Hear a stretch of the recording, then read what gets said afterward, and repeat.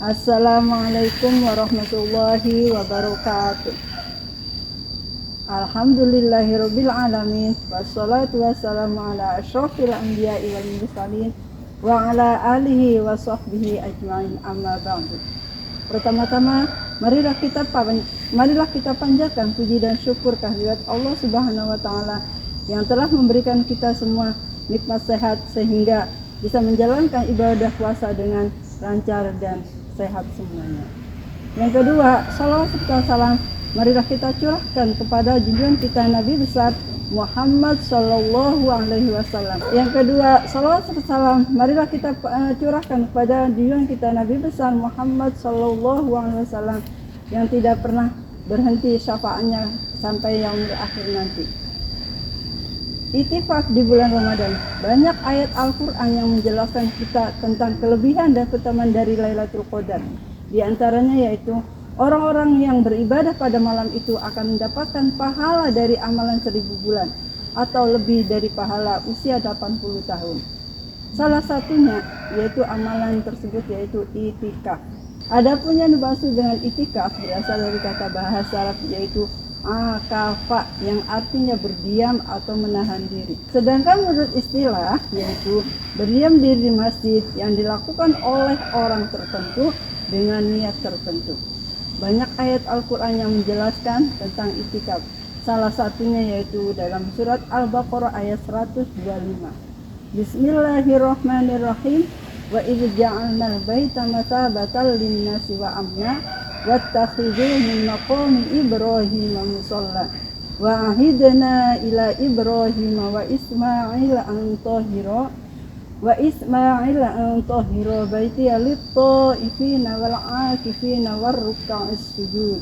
Di sini ada kata wal 'akifina, itu arti dari itikaf yang artinya dan ingatlah ketika kami menjadikan rumah itu Baitullah, tempat berkumpulnya bagi manusia dan tempat yang aman, dan jadikanlah sebagian makom Ibrahim tempat sholat.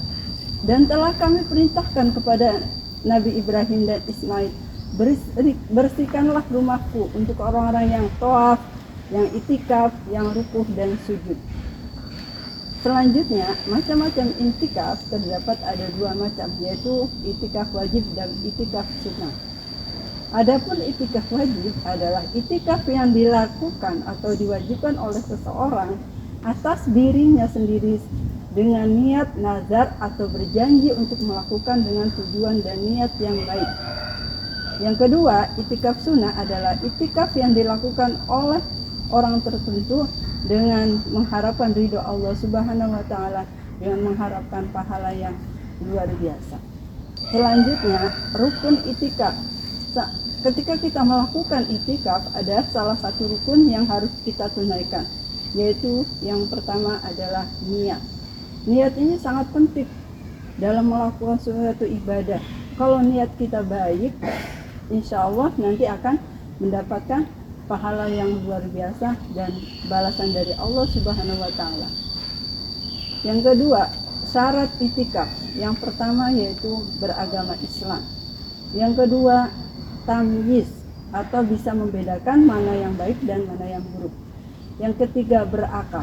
Ketika orang tidak ada akalnya, maka tidak disunahkan atau diwajibkan untuk melakukan itikaf. Yang keempat, suci dari hadas besar, haid dan nifas. Selanjutnya, hal-hal yang membatalkan dalam melakukan itikaf. Yang pertama yaitu murtad atau keluar dari Islam. Maka ketika orang keluar dari Islam, itikafnya maka tidak sah. Yang kedua, haid. Ketika orang lagi melakukan itikaf, dia keluar haid, maka batal itikafnya. Yang ketiga, perkara yang membatalkan puasa. Contohnya berkata yang tidak baik ataupun melakukan hal perkara yang tidak baik. Yang keempat, keluar dari masjid tanpa uzur atau alasan yang tidak jelas atau tidak ada alasannya. Itulah arti dan keutamaan tentang itikaf. Mudah-mudahan kita semua di bulan Ramadan ini semuanya dapat menjalankan dan melaksanakan dengan baik dan mendapatkan ridho Allah Subhanahu wa taala. Kurang lebihnya saya mohon maaf. Wabillahi taufiq wal hidayah. Wassalamualaikum warahmatullahi wabarakatuh.